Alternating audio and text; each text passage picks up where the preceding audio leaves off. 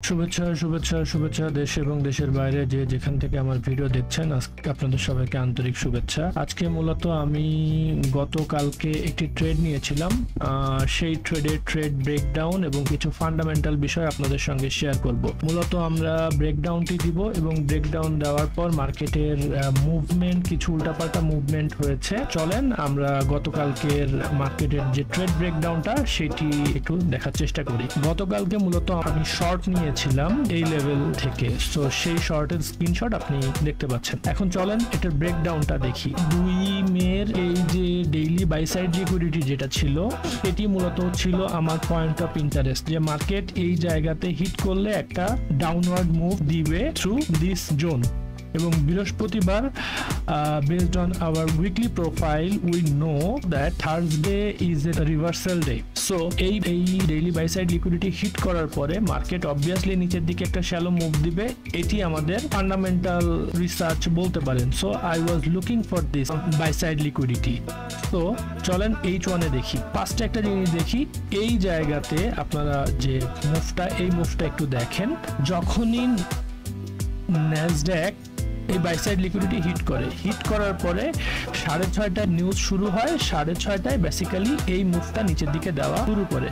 So যখনই Nasdaq 6:30টায় এই মুভটা দেয়, তখনই আমার টার্গেট থাকে দিস সিআইএসডি। 8টার ক্যান্ডেলে বেসিক্যালি এই সিআইএসডি কে ন্যাসড্যাক কনফার্ম করে। সো 8টায় যখন এই সিআইএসডি কনফার্ম করে, তখন আমার বসে থাকার কোনো সুযোগ ছিল না, যেহেতু মার্কেটের মডেল অনুযায়ী আমার হায়ার টাইম ফ্রেম লিকুইডিটিও কনফার্ম এবং এখানে আমার CISD change in state of ডেলিভারিও আমার কনফার্ম মার্কেট করেছে। সো H1 এ, সো দ্যাটস ওয়াই এইখানে আমি শর্ট ওপেন করি। আমার এসএল ছিল এই লিকুইডিটির উপরে এবং আমার টার্গেট ছিল এইখান থেকে স্ট্রেট ফরওয়ার্ড 1:2 এবং দেখেন মার্কেট রীতিমতো এই জায়গাতে 1:2 আমার টিপি হিট করে এবং যে স্ক্রিনশট আপনারা দেখতেই পাচ্ছেন, টিপি হিট করার পর মার্কেট আবার নতুন ভাবে উপরে চলে যায় এবং এই জায়গাটায় টিপি যখন মার্কেট এখানে 1:2 হিট করে, তখন এখানে আমি 80% প্রফিট বুক করে ফেলি এবং আমার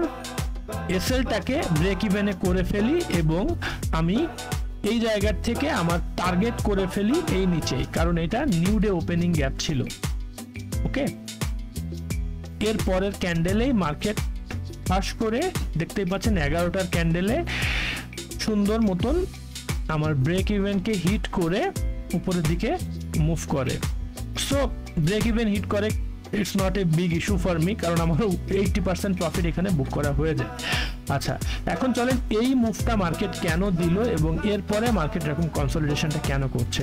এর পিছনে একটা সিগনিফিকেন্ট রিজন আছে। রিজন নাম্বার 1, যখন মার্কেট এই জায়গাতে 1:2 হিট করে, এক্সাক্ট সেই টাইমটাতে যখনই এইটা হিট করে, তখনই কন্টিনিউয়াসলি অল ওভার দ্য ওয়ার্ল্ডে একটা নিউজ ছড়িয়ে পড়ে, উইচ ইজ ট্রু, যে পাকিস্তান কন্টিনিউয়াসলি ইন্ডিয়ার উপর ড্রোন অ্যাটাক শুরু করেছে এবং নিউজটা হিট করার পরপরই এই বেসিক মুভমেন্টটা দিয়েছে। এখন অনেকেই বলতে পারে পাকিস্তান ইন্ডিয়ার উপরে ড্রোন অ্যাটাক শুরু করেছে, তার ফলে ন্যাসড্যাক কেন উপরের দিকে মুভ করবে। এইটার যে ফুল অ্যানালাইসিস, কেন এইটার উপরের দিকে মুভ করবে, আমি আমার মিডিয়াম পোস্টে অলরেডি উল্লেখ করেছি। সো মিডিয়াম পোস্টের লিংক নিচে আপনারা দেখতে পাবেন। So that's all for today. আশা করি ভালো লাগলো। Thanks for watching. That's all for today. Like করবেন, কমেন্ট করবেন, শেয়ার করবেন এবং সাবস্ক্রাইব করবেন।